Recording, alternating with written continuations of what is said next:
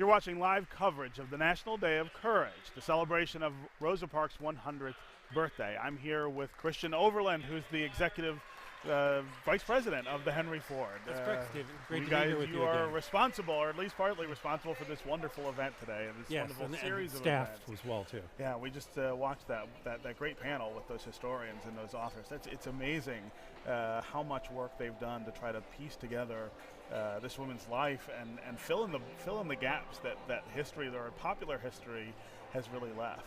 Well, it's amazing. You had Darlene Clark Hine as moderator from Northwestern, Doug Brinkley, you know, a great historian, right. and from Rice University, and then you had Daniel McGuire from Wayne State University, who just came out with a book, and then Jean Theo Harris from Brooklyn College. Right. I mean, the top scholarship in together on the panel, I think, for the first time. Right.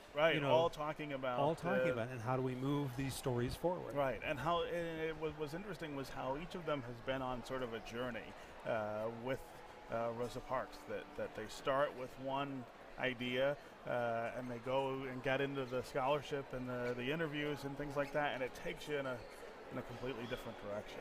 It does, and so when we heard from Doug, when he actually met Rosa Parks, working with Elaine Steele and the Rosa and Raymond Parks Institute, and walking around with Rosa Parks, understanding her life as she lived it, and also trying to put that together. Amazing, type of discussion that he brought. And then you get Darlene Clark Hine, talking about what it means in a larger context. Right. Jean's discussion, as well as Danielle's discussion, really brought home the ideas of she was trained, yes. She struggled, yes. She was persevered, and she was on a personal journey, Rosa Parks herself, right. to become that prepared for that act of courage. Right. And this sort of single act on the bus was neither a beginning nor an end for her. It was just one on the continuum. No, and that's so much a part of the story that we tell here at the Henry Ford. So the Rosa Parks bus, as an icon, of course, people can sit on it, but understanding that story across the world is so important. So we've created online opportunities for people to actually look at the story, interact with it, whether it's teachers, students, or people that are just interested in learning more. Yeah. So speaking of that continuum, you're sort of focused on what does the park story mean from here, and what does it mean going forward, especially to kids who need to be learning about what this woman did and why it matters. Well, most kids learn about Rosa Parks, in school, was the 3rd, 4th, or 5th grade, and they get reinforced in the national curriculum. But what's really important about it, that we think, is the process of innovation, and not just technical innovation. I'm talking about social innovation. Right. I mean, the greatest social innovation that ever happened, I think, in America was the Declaration of Independence. Sure. They called for citizenry to unite on the level playing ground where all people are created equal. And so paying that off throughout the years, that struggle, whether it's Abraham Lincoln losing his life and, dying in the chair that we have at Henry Ford Museum, sure, or the suffragist movement in 1920, where women won the suffrage, the right to vote, or Rosa Parks in 1955, December 1st, or Martin Luther King. But more importantly, this struggle is going on today. The President of the United States was here. First African-American president. Yes. But and sat in the bus. Yeah. But I think more importantly, about that, he talked about it as a national monument, as a national idea, as a national thought. And this is what innovation means to us, ideas. And it's the idea of being courageous is something that we want to take forward across the land, to have school kids and school children, as well as adults and everyone, understand there is a way to learn how to do this. Right, that's right. That's what it's about for us. You can own that for yourself. You can own it. Be a part of you as much as it was a part of Rosa Parks.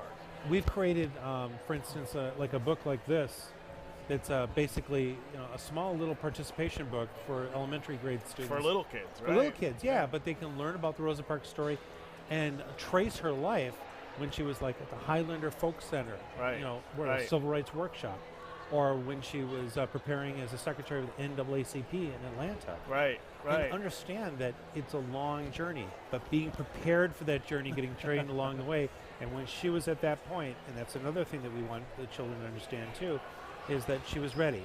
Yes. She had the integrity. Right, that's right. And she had her moment, and she held it together, and that for it. And it wasn't spontaneous. No. I think a lot of popular history tries to sort of consign what she did to she was just tired. But she was tired, all right. She was tired of the larger injustice that had been visited upon her and other African Americans her whole life. Well, and it was amazing. We just heard from Doug Brinkley talk about the story about James Blake, Right. notorious bus driver of the Montgomery bus lines, how she had faced him before, and many Right. people, this guy was awful, Right. an awful Right. bus driver, and she and many people chose not to ride the bus. But when it came time, she was on his bus, and that was the moment she had to confront him. Right. She was prepared.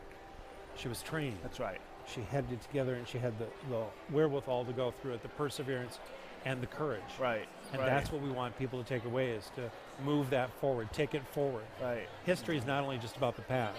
It's about about how the we can future. learn Sure. and in the present, and actually think about how we can build a better future. Yeah. So I was talking earlier with Patricia Moradian and with Steve Hamp, both of the museum, about how all this came together, and it's really amazing that you guys planned this pretty well a decade out. That you knew this was coming up. You knew you had the bus. You wanted to do this event. Now the day's here. We're most of the way through it. How are you feeling about Feeling really how we great. did this? I mean, there's been more than 7,000 people inside the museum. Yeah. We were discussing earlier that people are seeing this stream, in 450 colleges across the United States. But more importantly for us, it's about the dialogue of these ideas. Right. And about the historians discussing it, people talking and asking questions. There's so many people that are on the bus right now, lined up to get in and get off it. But what's fun is our historians are talking to them when they get off, and making notes of that too. It's a dialogue, Right. Stephen, and that's Right. the most important part of the Day of Courage. Is people can talk about it, express their views, express their ideas, and that's the platform we wanted to present for everyone. Right.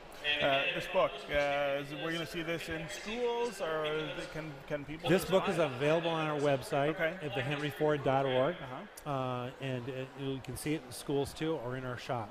Excellent. Excellent. Great day. Wonderful of you guys to do it and invite us to be part of it. Thank you, Stephen. Yes. Good to see Pleasure. you again. Good to see you too. Absolutely.